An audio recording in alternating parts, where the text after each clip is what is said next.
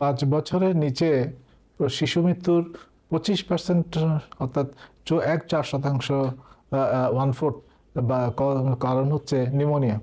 এবং নিউনেটাল বা নবজাতকের প্রথম 1 মাসে এই ডেথটা অতি উচ্চ, এখনও 20% নিউনেটাল ডেথ হয় এদেশে অর্থাৎ। এবং বিলো 5 মধ্যে 20% 25% ডেথ কিন্তু নিউমোনিয়া দিয়ে।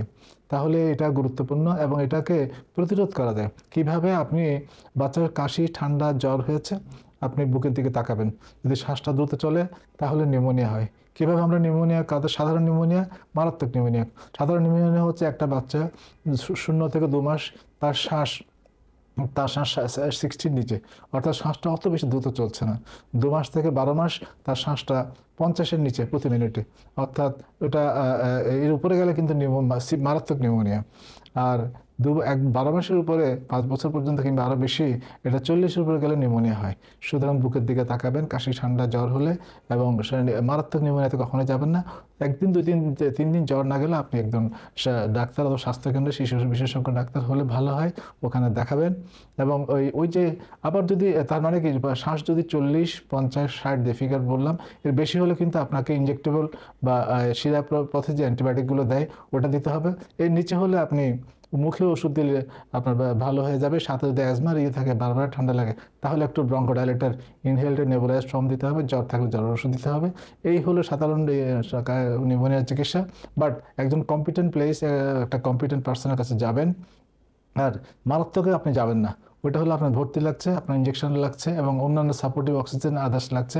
আরও বেশি খারাপ হলে, যেমন বাচ্চা নেতিয়ে পড়েছে, দুধ টেনে খেতে পারে না, নীল হয়ে যাচ্ছে, আপনার অনেক বেশি টক্সিক কনভালশন হচ্ছে, তাহলে আপনি বাসায় থাকতে পারবেন না, আপনাকে আইসিইউ কিংবা বড় হাসপাতাল যেতে হবে।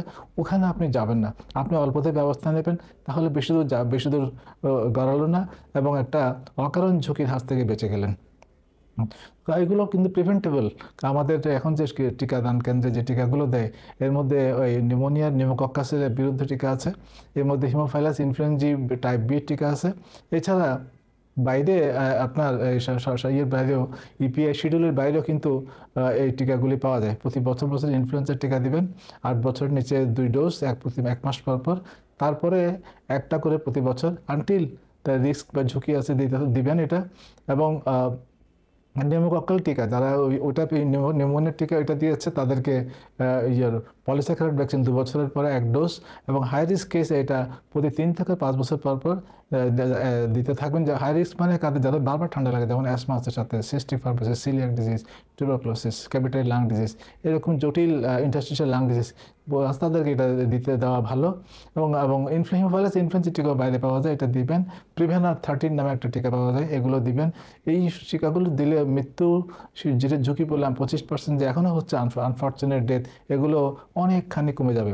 তার চেয়ে পুষ্টি হলে এবং সচেতন মা হলে, অল্পতেই বের হওয়া শিখলে এবং ব্যবস্থা নেওয়া শিখলে, প্রিভেন্টিভ যদি কিছু থাকে টিকা ছাড়া, যে অ্যাজমা আছে আপনার বাচ্চার, আপনি যদি ওকে অ্যাজমা প্রিভেন্টিভগুলো দিতে থাকেন, ইনহেলড অথবা নেবুলাইজড স্টেরয়েড প্রিপারেশন, মন্টিলুকাস্ট, এগুলো কন্টিনিউ করলে ভালো থাকবেন। স্বাস্থ্য বিষয়ক এমন নানা তথ্য জানতে ডেইলি হেলথের সঙ্গেই থাকুন।